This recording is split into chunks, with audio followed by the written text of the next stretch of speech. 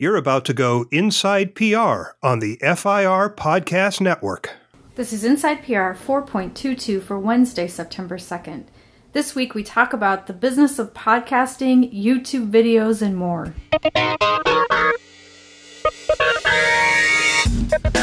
You're listening to Inside PR.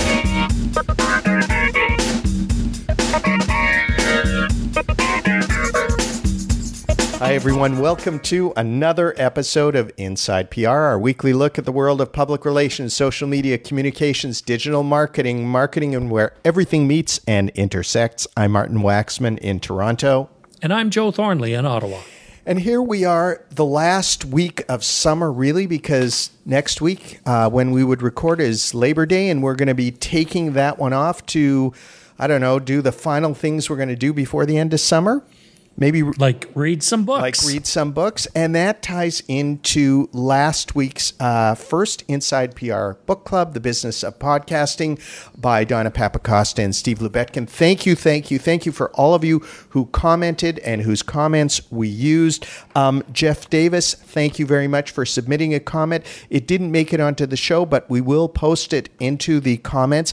And because our book club is up and running, and we've had a whole bunch of suggestions, we are going to be posting these on our website, but we'd love to hear from you as to what should be the next 2 or 3 books in the series. So some of the ones we're considering are Joe Pulizzi's Content Inc., Shell Israel's Lethal Generosity, Madison Avenue Manslaughter by Michael Farmer, and PR is Dead by Robert Phillips. So those are the ones we're thinking about, and we would love to hear which ones you would like us to read and that you will hopefully read along with us in the Inside PR Book Club, IPR Book Club.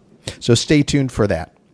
I guess we start this week with our IPR must-knows, and I'm going to just start with one quickly, and that is a story from Mashable on podcasting and how it's embracing a new era of cool. I think that really ties in well with our last 2 shows, the interview with Neville Hobson, and also our first IPR book club, Donna and Steve's book, and where podcasting has been, where it came from, and where it's going, and how it finally is experiencing really a resurgence. Well, it is. Our numbers have grown quite a bit this year. They're up some weeks, down. Yeah, we've hit 300, 400,000. But it's not broken out the way that some people suggested after Serial. The public radio people have arrived and they have big numbers. But even for podcasters like us, things are looking good. Yeah, you're so right, Joe. And let's see where we can go with that. Why don't you do our second IPR Must Know? For sure. We have been talking about video and the moves that Facebook has made to enhance itself as a platform. We've talked about people's concern about whether it's dealing with podcasters and creators fairly. But I saw something this week that really made it clear that Facebook has lapped YouTube, that it's no longer simply a YouTube world for a video. I have a friend named Ian Capstick who has been involved in politics in Canada. As you know, we're in the middle of an election cycle. And Ian did a humorous post called Super Gay Campaign Advice with Ian Capstick. And he posted it onto his company, Media Styles, Facebook page and their YouTube page. He did that on Friday afternoon.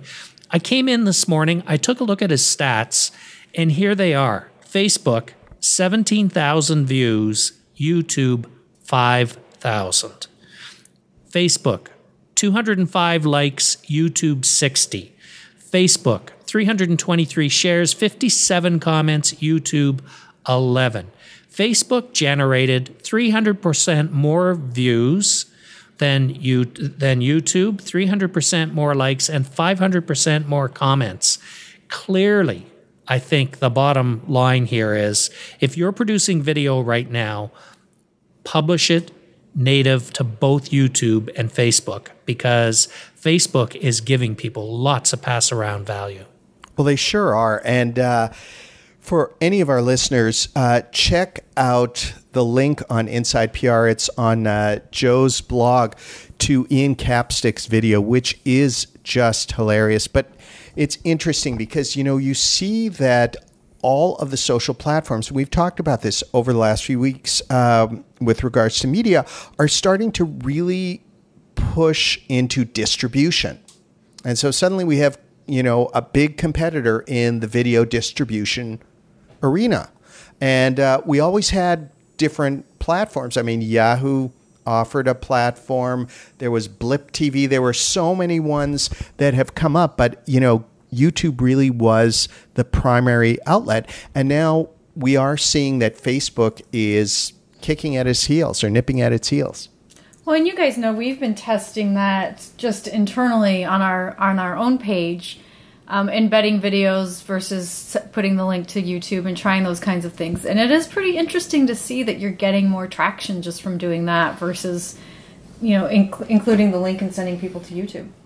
Well, and when you talk about testing, you did a test for us, bringing podcasting and YouTube together a couple weeks ago. And a few people, including Shell Holtz, reacted. So Shell says on Google+, is there any value to posting podcast episodes as videos to a YouTube channel? I just heard about a service that handles the conversion, but wondering if there's enough benefit to make it worth the effort.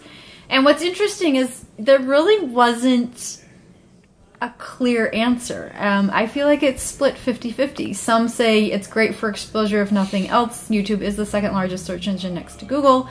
So it will be seen by more eyeballs than eardrums.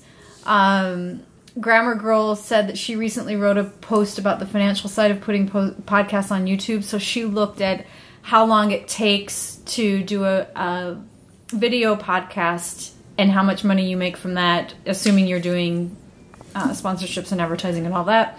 And then did the same test on YouTube, and it was significantly less money on YouTube just because of the time and conversion and everything. Now, I've not taken the extra step of adding visuals to our podcast. I've simply just taken tunestotube.com and added an image. It's actually just our FIR cover image, uploaded the audio into that, and then it does the conversion and posts it on YouTube for you. What I can tell you is that on Inside IPR422, the internet is dead. We've had 12 views, 7 of them from Canada, 5 from the United States. This is interesting. Of the Canadian viewers, 8 the estimated minutes watched was 18, and our show was 1751. Of the U.S. viewers, they only watched 27 seconds. So Canadians are much more engaged in the YouTube podcast than the Americans are.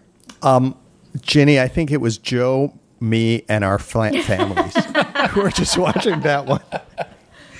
Well, I think, Ginny, as an experiment, it's worth doing because YouTube does give us different stats. And we know one of the things we're always trying to do is to look at the stats we can get at to figure out which part of our content is working, what people like, what people don't like, and YouTube gives good stats. I must confess that as wonderful as I think the three voices are, watching just a logo on YouTube or having it there made me want to click away and find a video by Will Wheaton or Felicia Totally Day. agree with I that. just, I wanted video. So I think, the lesson that I'm taking out of this so far is that it's worth doing, but that it's worth doing with some kind of video content. So I've seen suggestions out of Harry Hawk. I saw suggestions on Shell's post where people are saying, treat it like a slide share. Do some slides that illustrate things. Another idea is, I look at the Unpodcast that Scott Stratton and Allison Kramer do, and they do a podcast much like we do, but they also do a video version where they take a little time to do multiple camera angles and to cut in some images. It's actually a pretty engaging watch. And so I think I look at that, and my sense is yes to YouTube as another place to distribute, but it's going to take more work. Well, and I wonder, though, I mean, to your point, Joe, they have an engaging watch. The two of them have a chemistry. And you wonder, though, how many podcasts can exist with people wearing headphones talking into mics, you know, because there's going to come a tipping point probably really, really soon where we'll need to do some other kind of visual. Yeah, it would be interesting for us to test it. In my spare time, maybe I'll do this, create a slideshare or something like that to go along with it. It would be interesting to test that, just to compare it against the audio only. Well, yeah, and I think, you know, testing, it's all about testing as we have been playing with our format. But every podcast needs to have a chemistry and a niche. There needs to be a reason with all of those podcasts out there why I'm going to give you my time to listen to or watch this particular thing. Right. I think you're right. When you talk about Scott and Allison, they do have an easy chemistry. Well, they should. They're married. Oh, okay. Yeah. All right. But it's, you know, on camera, and as you listen to them, it's good.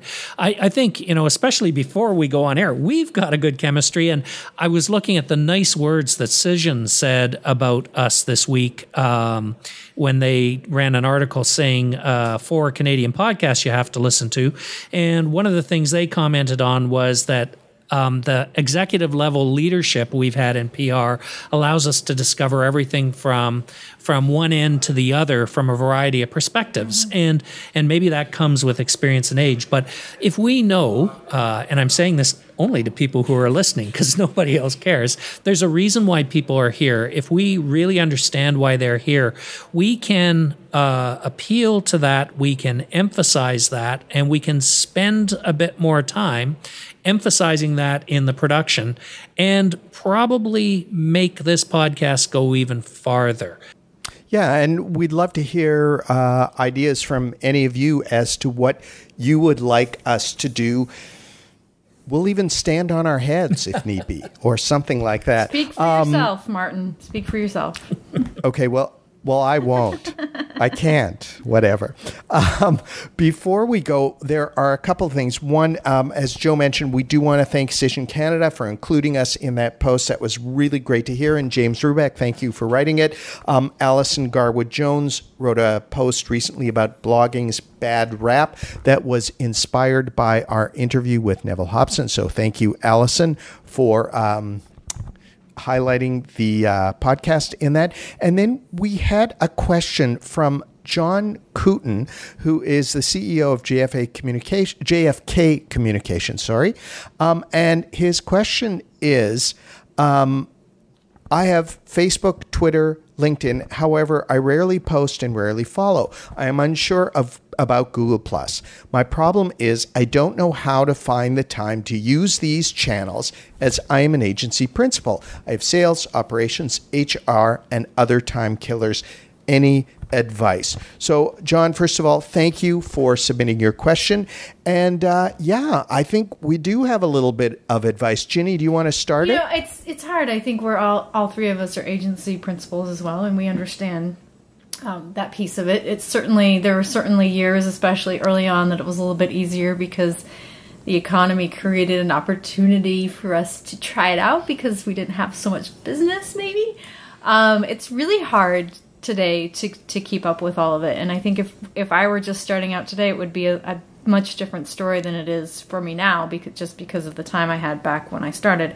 But I think if you can choose one of them, and I would venture to guess, John, that your potential clients, your prospects are on LinkedIn. I've been testing stuff on LinkedIn Pulse that is working so much better than I ever imagined it would, that I would almost start there. And, you know, twice a week, see if you can publish some content in Pulse, and start paying attention to the kinds of information that you're getting. I want to say about a year ago, I think it was last summer, somebody recommended that on LinkedIn you go in and you pay attention to who is reading your content, and it'll tell you second or third connection. And if it's a second or third connection, you can send them an email to say, hey, I noticed that you've been reading some of my content. Is there anything I can help you with? Or, something that's comfortable for you so it doesn't look like you're stalking them.